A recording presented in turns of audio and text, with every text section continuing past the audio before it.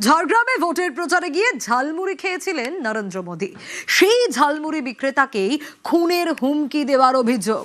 পাকিস্তান এবং বাংলাদেশের phone number থেকে হুমকি দেওয়া হচ্ছে বলে দাবি।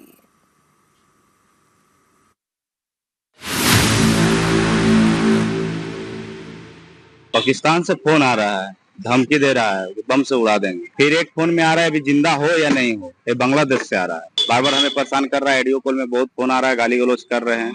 फिर वो बोला बम से उड़ा देंगे। फिर मेरे पास वो मैसेज भी किया, व्हाट्सएप मैसेज। ইনি বিক্রম সাউ, ঝাড়গ্রামের কলেজ মোড়ের ঝালমুড়ি বিক্রেতা। বাংলায় ভোট প্রচারে এসে তার দোকান থেকে ঝালমুড়ি কিনে খেয়েছিলেন নরেন্দ্র মোদী। अच्छे वाला कितने का होता है? 10-20। हाँ, जो भी है बना दो। हाँ, प्याज खाते हैं, दिमाग नहीं खाते बस।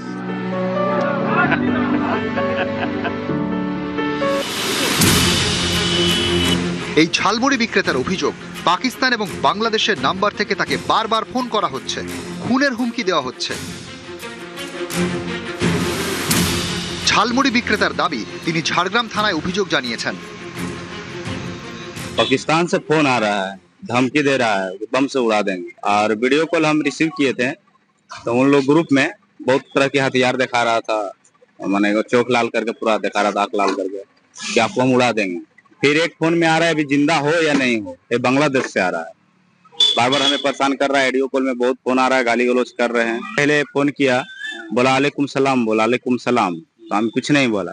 फिर वो बोला बम से उड़ा देंगे। फिर मेरे पास वो मैसेज भी किया, व्हाट्सएप मैसेज, प्रशासन को जनाए हैं। बस ऐसे सर आए थे और थाना के कुछ पुलिस लोग आए थे। यही तो लिखा है 1300 मेरा टारगेट में है, बम से उड़ा देंगे। আপাতত ঝালমুড়ির দোকানের বাইরে পাহারায় পুলিশ। ইতিমধ্যে এই ঘটনার পর থেকেই ঝাড়গ্রাম থানার পুলিশ নানান রকমের ব্যবস্থাপনা নিয়েছে। ইতিমধ্যে এখানে পুলিশের তরফ থেকে ব্যবস্থাপনা নেওয়া হয়েছে। পুলিশ সিভিল ড্রেসে এখানে নিরাপত্তার বিষয়টা দেখছে, ঠিক তেমনই আবার পুলিশের তরফ থেকে বাড়তি নিরাপত্তা আরো বাড়ানো হয়েছে। বাঙালির প্রিয় ঝালমুড়ি, এই ঝালমুড়ির ঝালে গরম হয়েছিল ভোটের বাংলা। অতীতে তৃণমূল বরাবরই বিজেপির গায়ে বাঙালি বিরোধী তকমা সেঁটে দেওয়ার চেষ্টা করেছে।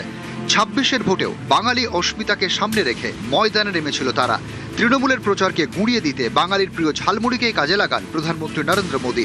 19 এপ্রিল তিনি পুরুলিয়া এবং ঝাড়গ্রামে সভা করেন। সভা শেষে হেলিপ্যাডে যাওয়ার পথে হঠাৎই নেমে পড়েন গাড়ি থেকে, সোজা চলে যান ঝালমুড়ির দোকানে। अच्छे वाला कितने का होता है? 10-20। हाँ, जो भी है बना दो। हाँ, अरे यही खाएंगे। हाँ, कोई बात नहीं, ज्यादा है तो ज्यादा खाएंगे। চৌঠা মে তৃণমূলের ভরাডুবি, বাংলা জুড়ে পদ্মের চাষ। ভোটের রেজাল্টের দিন লাইমলাইটে ঝালমুড়ি বিজেপি কর্মীদের হাতে। দিল্লিতে বিজেপির পার্টি অফিসে, এমনকি নেদারল্যান্ডস সফরেও প্রধানমন্ত্রী নরেন্দ্র মোদীর মুখে ঝালমুড়ি। साथियों, मैं आपको हाल के विधानसभा चुनाव का उदाहरण देता हूं। असम, बंगाल,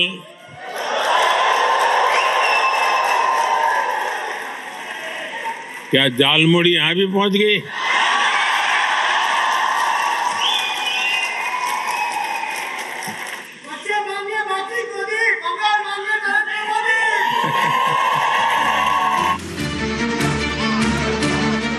ভোটের ময়দানে ঝালমুড়ির ঝাল।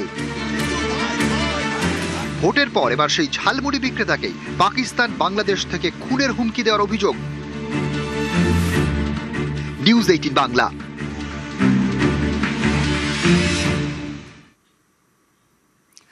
ঝাড়গ্রামের ঝালমুড়ি বিক্রেতাকে খুনের হুমকির অভিযোগ। ফোন নাকি এসেছে পাকিস্তান বাংলাদেশ থেকে। এটা কি নেহাতি এক ঝালমুড়ি বিক্রেতাকে হুমকি, নাকি আসলে টার্গেট অন্য কিছু?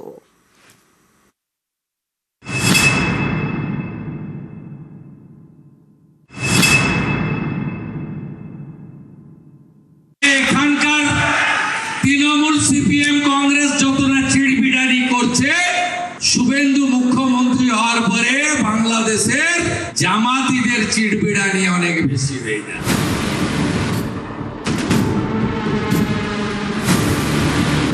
ঝাড়গ্রামের ঝালমুড়ি বিক্রেতাকে খুনের হুমকির অভিযোগ। হুমকি ফোন নাকি এসেছে পাকিস্তান বাংলাদেশ থেকে। এই সেই ঝালমুড়ির দোকান, বাংলায় ভোটের প্রচারে এসে যেখান থেকে ঝালমুড়ি কিনে খেয়েছিলেন প্রধানমন্ত্রী নরেন্দ্র মোদী। আপাত দৃষ্টিতে একটি দোকান থেকে মুড়ি কিনে খাওয়ার ঘটনা হলেও এর নেপথ্যে ছিল নরেন্দ্র মোদীর রাজনৈতিক কৌশল এবং বঙ্গজয়ের সুনির্দিষ্ট অঙ্ক। গত কয়েকটি নির্বাচনে বিজেপিকে বাংলা বিরোধী বলে দাগিয়ে দিতে পেরেছিল তৃণমূল। 26-এর ময়দানেও বাঙালি অস্মিতার ঘুঁটি নিয়ে আসরে নেমেছিল তারা। তৃণমূলের সেই প্রচারকে ভেঙে টুকরো টুকরো করে দিতেই বাঙালির প্রিয় ঝালমুড়ির ঠোঙা হাতে তুলে নিয়েছিলেন প্রধানমন্ত্রী। ফলে ভোটের বাজারে সেই ঝালমুড়ির ঝাল ঘরোয়া রাজনীতিতে অনেকের গায়েই লেগেছিল। বিজেপি বাংলা জেতার পর আন্তর্জাতিক ক্ষেত্রেও অনেকের গায়ে এই ঝালমুড়ির ঝাল লেগেছে।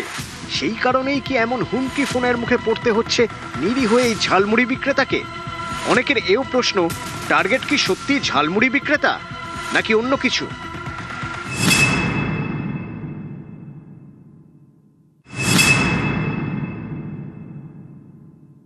এখানকার তৃণমূল সিপিএম কংগ্রেস যত না চিড়বিড়ানি করছে, শুভেন্দু মুখ্যমন্ত্রী হওয়ার পরে বাংলাদেশের জামাতিদের চিড়বিড়ানি অনেক বেশি হয়ে যায়।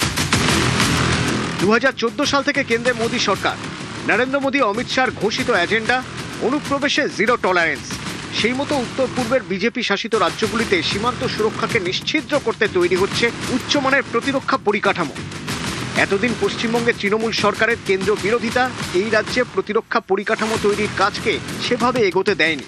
অনেকের মতে যা ঘুরপথে সুবিধা করে দিয়েছে সেই সব শক্তিকে, যারা ভারতের জমিতে শত্রুতার বিষ জাল ছড়াতে চেয়েছে। বাংলাদেশ গত কয়েক বছরে জামাতের মতো মৌলবাদী শক্তির বেনজির উত্থান হয়েছে প্রতিবেশী এই দেশে। অনেকে বলেন জামাতকে সামনে রেখে ভারত বিরোধিতার ডিজাইন সফল করতে চায় পাকিস্তান। গত নির্বাচনে পশ্চিমবঙ্গ লাগোয়া অধিকাংশ আসনেই জামাতের প্রার্থীরা জিতেছেন। চক্রান্তকারী রূপ যেমনই হোক না কেন, উদ্দেশ্য একটাই, ভারত বিরোধিতা। ভারত বিরোধী শক্তি চায় বৃহত্তর বাংলাদেশ তৈরি করতে, উত্তর পূর্ব ভারতের 7 সিস্টারকে বিচ্ছিন্ন করে দিতে, 7 সিস্টার দখল করে বাংলাদেশের মানচিত্রে ঢুকিয়ে দিতে। তাদের নজর রয়েছে পশ্চিমবঙ্গের চিকেন স্নেক। পশ্চিমবঙ্গের এই 22 কিলোমিটার এলাকা অত্যন্ত গুরুত্বপূর্ণ।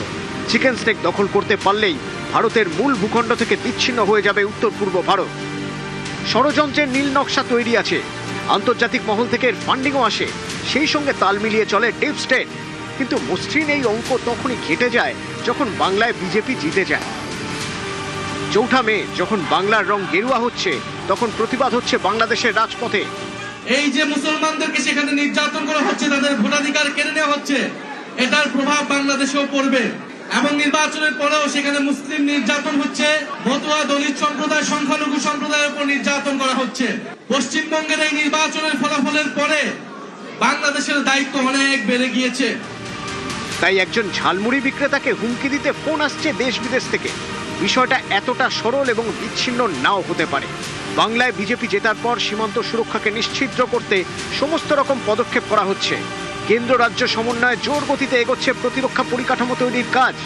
সত্যিই যদি ঝাড়গ্রামের ঝালমুড়ি বিক্রেতার কাছে পাকিস্তান বাংলাদেশ থেকে হুমকি ফোন এসে থাকে, তাহলে তার নেপথ্যে থাকতে পারে ভারতের বিরুদ্ধে সাজিয়ে গুছিয়ে করা ষড়যন্ত্র, ভেস্তে যাওয়ার হতাশা। সেই থেকেই হয়তো এমন হুমকি ফোন। ঝালমুড়ি বিক্রেতাকে হুমকি ফোনের অভিযোগ, কিন্তু আসলে টার্গেট হয়তো অন্য কিছু। নিউজ 18 বাংলা।